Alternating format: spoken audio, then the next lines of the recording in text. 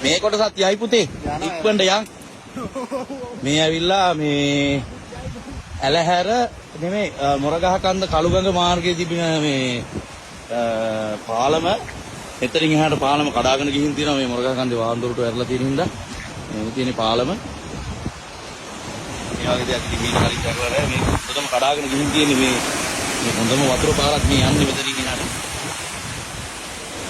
එහාට මේ අද වැස්සත් එහෙම මේ පාලම මේ කොටසත් ඉතුරු වෙයි කියලා විශ්වාස කරන්න බෑ ඒකට පැත්තේ මිනිස්සු ඉන්නවා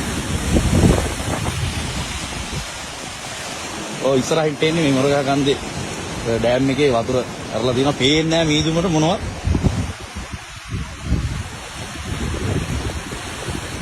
අපි එතෙන් ගිහලා බලමු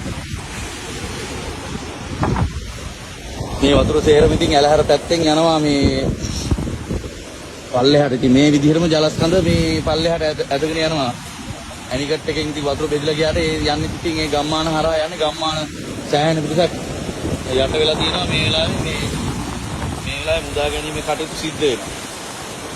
අදත් ඊයේ වගේම වර්ෂාව ඇදහැළුනොත් මීට වැඩිය ලොකු හානියක් සිද්ධ වෙන්න ඉඩ තියෙනවා. මේ පාලමක් මේ විදිහට ගිහින් තියෙනවා නම් වතුර කඳට. ඇයි එතනින් එහාට අපේ පොඩි තැන් මොන කතාවද?